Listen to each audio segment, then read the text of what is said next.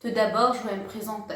Je m'appelle Nathalie Simard et j'ai 36 ans. En réalité, je suis une chanteuse puisque je viens d'une famille artistique. C'est vrai, j'avais eu une vie de show business, pleine de tournées à l'étranger, des disques, des trophées. J'avais eu aussi une vie d'animatrice, le fan club, la collection de vêtements de Nathalie et même les demandes d'autographie. Mais ça ne peut jamais cacher la vie d'Achristian qui venait chasser le moindre bon souvenir. J'ai pas compris pourquoi. Mais dès ma première rencontre avec l'impresario de mon frère aîné René, celui-ci m'a toujours inspiré de la crainte. Ce jour-là était l'annonce du début d'une vie pleine de tristesse et de chagrin. C'est pourquoi je n'ai jamais oublié. Un jour, le producteur nommé Jean Roche est venu chez nous afin de terminer le programme d'album et des tournées avec mon frère. Comme d'habitude, j'ai quitté ma chambre dirigée vers le salon sans avoir de connaître des invités chez nous et hop, j'étais en train de chanter et je me suis arrêtée devant un homme qui me regarde attentivement avec des yeux bien ronds et ouverts. La joie de la bonne humeur, ce n'est pas votre argent qui fait mon bonheur. Moi je veux crever la main sur le cœur. Papala, papala. Ah non, doucement. Donc tu es la sœur de René. Oui, je suis sa sœur. Et tu sais chanter? Oui, je sais chanter comme tout le monde dans la famille. Écoutez-moi une petite chanson. On met de souffrance, pourquoi ce chariot te recommence? Après cet épisode-là, ce producteur me téléphone presque jour après jour. Salut Nathalie, prêtez-vous à 5 minutes. D'accord, monsieur, quand vous voulez. Et parfois, il m'oblige de faire ce qu'il veut.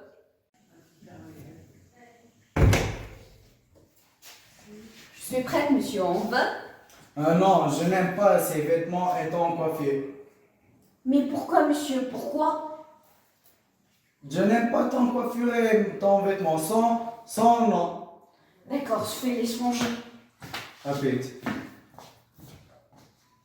Il a toujours l'attitude de me dévaloriser. Un jour, on a une réunion très importante avec une société de prod très connue dans un restaurant célèbre.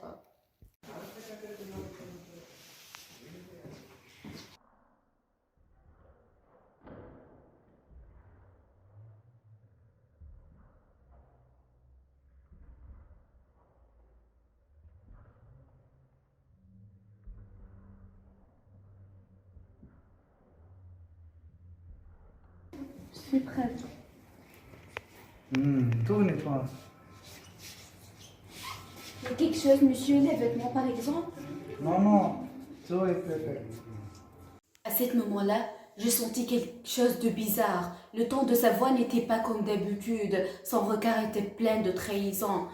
J'ai senti quelque chose de bizarre, quelque chose qui m'a envahi totalement. Mais j'ai pu dépasser cette peur. Et cela tous pour ma carrière. Car cette réunion a une grande très importance dans ma carrière. Oui, j'ai pu dépasser cette peur. Tout cela pour ma carrière.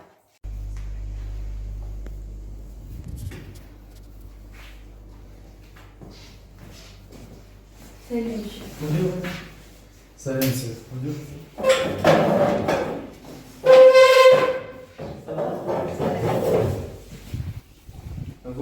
Voici le contrat. Allez, on s'y met. D'accord.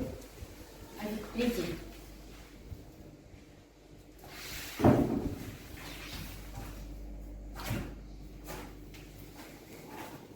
Il y a quelque chose, monsieur? Non, c'est bien. Merci. Allez, on va rentrer chez nous. D'accord, monsieur, quand vous voulez. Rapide.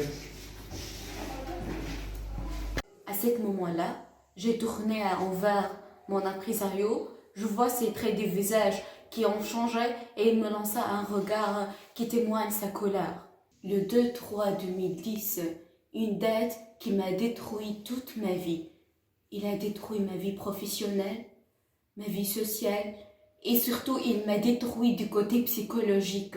Je n'ai jamais l'oublié et je vais jamais l'oublier. Croyez-moi, c'est pas facile de parler d'une agression qui a duré presque toute ma vie. Montréal à 10 heures de nuit, On est arrivé au studio et on a commencé le travail de production des albums. À minuit presque, on a terminé. Donc, on est dirigé vers la maison de l'impresario qui était située à Montréal aussi. C'est ta chambre. Merci, monsieur.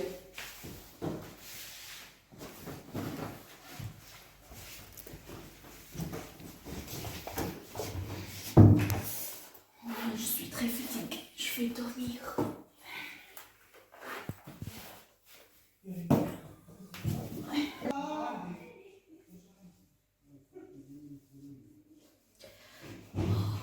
Je vais dormir.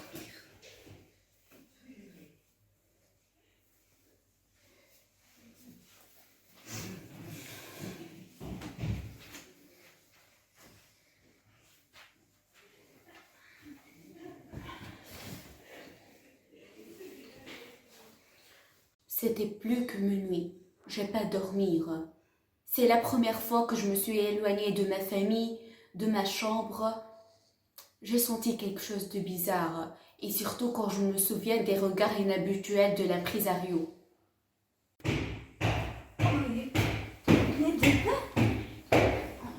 Je vais savoir. Il y a quelqu'un là-bas? Il y a quelqu'un? C'est moi, c'est moi. Il y a quelque chose, monsieur, qui me fait peur? Non, non, il n'y a pas de quelque chose. Oui. Pourquoi tu es venu? Je vais dormir, je suis très fatiguée, monsieur, comme tu sais. Pourquoi tu laisses le client dire à toi tu es mignon? Non, il n'y a pas de chose important. Nathalie, écoutez-moi, je t'aime beaucoup, tu es pour moi, tu es pour Il moi. faut quoi? Tu sais ce que tu dis? Non, non, pourquoi faire ça? Je t'aime beaucoup. Il m'a agressé sexuellement sans pitié. Jusqu'à ce jour-là, je me souviens de chaque acte, de chaque parole. Jusqu'à ce jour-là, quand je me souviens de cette scène, je commence à pleurer à sanglots. C'est pas facile, croyez-moi. Il m'a détruit totalement. Ma vie, je suis enfermée. Depuis cet épisode, je suis enfermée sur moi-même. J'ai cessé de produire des albums. Toute ma vie, toute ma carrière, elle s'en va.